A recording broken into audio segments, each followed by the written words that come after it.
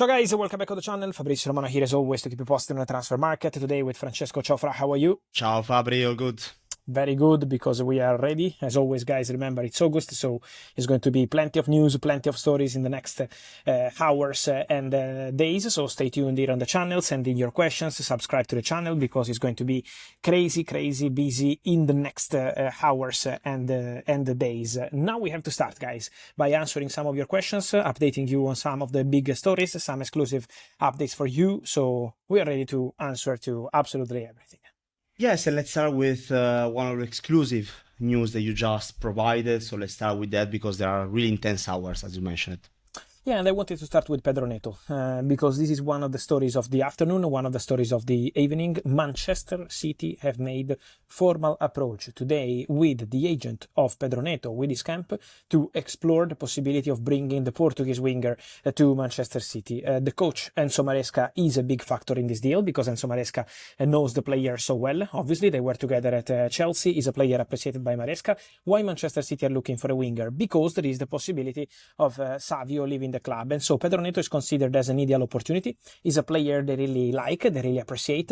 This also depends on Chelsea evaluation. Pedronto is not in the list of exits at Chelsea, so he's a player who is still part of the project with Xabi Alonso. So it depends. If Chelsea receive a good, important proposal, this story could develop. Otherwise, he's not a player who has to leave the club. But for sure, the situation of Pedronto is something that is underway right now. Contacts ongoing with the agent. The player could be eventually open to the move, and again, now it comes down to the negotiation financially in terms of value of the player. So keep an eye on Pedronto. Is this part of the wingers domino that is happening around Europe? I would say yes, because Pedronto is on Manchester City list, but is also one of the names discussed internally at Tottenham over the recent weeks as a backup option. The priority, the number 1, 2 and 3 target remains Savinho. And I think at the end of the summer transfer window, Savinho has very good chances to join Tottenham. So I don't expect any surprises here. Eventually, if the deal is not happening for Savinho, he could become Pedronto an option for Tottenham Hotspur. So that could be an interesting situation to follow. And then don't forget that Tottenham also have on the other side, because they want to sign 2 wingers, another top target, which is Cody Gakpo. For Cody Gakpo, Tottenham are in conversations. Tottenham already explored this move.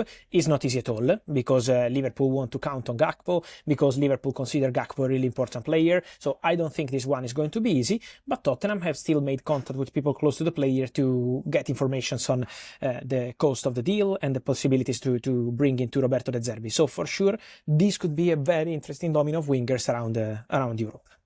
And Chelsea fans also want to know from you, from us, about the next signings as well. Yeah, because for Chelsea it's going to be busy, for sure a busy August, because yes, they signed Welbeck, Henderson and all the others, but now Chelsea are going to complete some outgoings. So Trevoh Chalobah is going to Como for 30 million euros plus 6 in a don't sell on clause.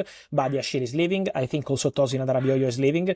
For Chelsea, I would keep close eye in the next minutes, I would say, on Pep Chavarria. We broke the story at the beginning of the week on Chelsea improving their bid for Pep Chavarria. Now that bid is at around 19 million euros plus add-ons to Rayo Vallecano. The deal is very close to being completed. Agreement done with the player. Xabi Alonso wants Pep Chavarria. He's a player he knows very well and he's been following closely. So I think this deal is happening. The here we go is imminent, and Pep Chavarria will be the next one for Chelsea. So in this case, another experienced player. He's not super young, but he's still in full force and ready to make an impact for Chelsea. And so I think after Henderson and Welbeck, the next one is going to be Pep Chavarria, I would say, in the upcoming hours, if not minutes. You mentioned about Cody Gakpo and Tottenham before, but also what about Nicolas Jackson and Spurs?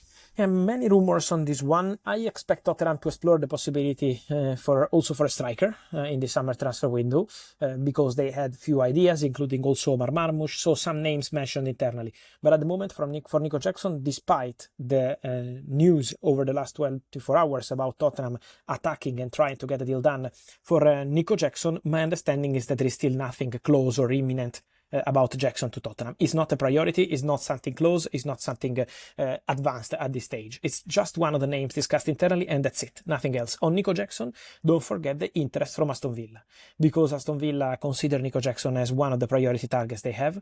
Then it depends on how much they can invest on the striker. Don't forget that Villa already got Garnacho on loan from Chelsea, and so they can't do another loan from Chelsea in this transfer window. So this is why for Nico Jackson they are interested, but having to buy the player on a permanent deal, this depends on the financials of the move. So this is the situation around Nico Jackson. On Jackson, let me add, don't forget the connection between Unai Emery and Jackson. They were together at Villarreal, very good relationship, very good connection, and Unai Emery would love to work again with him. So this is for sure one of the most interesting possibilities.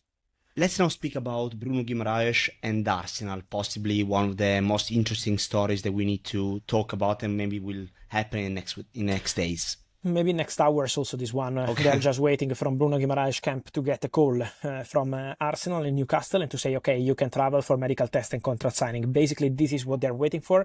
The deal has been at the final stages for days now, just waiting for the final agreement between Arsenal and Newcastle on the payment terms, around £75 million. So this should be the transfer fee for Bruno Guimaraes to Arsenal. Again, it's really imminent. It's really close. Bruno has an agreement with Arsenal already since weeks ago. Bruno is only waiting for this call. Could be any moment, maybe tonight, maybe tomorrow, we will see. Any moment we will be ready to jump on board with a here we go, but the deal is really at the final stages and Bruno Guimaraes is fully expected to be the next big top signing for Arsenal with Mikel Arteta. I'm sure he will be very, very happy because he's a player he wanted for a long time. This summer was indicated by Arteta himself as a top target in the internal discussions, also with the director Andrea Berta, and so Bruno Guimaraes is expected to be the next bomba in midfield for Arsenal.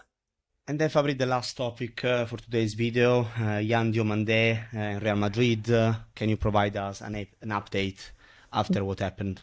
Yeah, I hope he's no longer ill because it's been 5 days. I think I hope the boy is doing well. I don't think the boy is ill, but just we will see what's going to happen in the next hours on this one. I'm keep telling you, Yan Diomande will play for Real Madrid. Real Madrid will sign Yan Diomande. We just wait for the formal steps of this deal, but I have no doubts on this. Today, Real Madrid, the agents of the player, Leipzig in contact to get the green light to travel and complete the medical test and sign the contract as Real Madrid player. But trust me, it's not about being ill and it's not about public statements. It's about the reality. And the reality is that Yan Diomande is going to wear Real Madrid shirt this summer. Then I can't sign the contract. It's to be Yan Diomande in the next days, but everything is proceeding in that direction. Maximum, the situation is very calm around Diomande, so just waiting for the formal steps. Again, waiting for Red Bull Leipzig to give the green light as soon as they want. Today, new contacts, and so I'm sure this is just a matter of very, very short time. Fabri, I don't know if you have other updates, otherwise we close it here and we will be back in the next hours again, of course, with all the latest. Yeah, I think we said it all. Then it's going to be busy in the next hours. I'm sure we will be back here on the channel to keep you updated. So get ready because it's going to be plenty of stories. Also, Tijani Reinders. Keep an eye on Tijani Reinders because Nottingham Forest are interested. And so could be one of the next big stories to discuss in the next days. So it's going to be busy. Guys, I see you here on the channel as always. Remember to subscribe to the channel, to like this video, to comment. We are here together every single day. Thank you, Fla. Thank you, guys. And see you soon.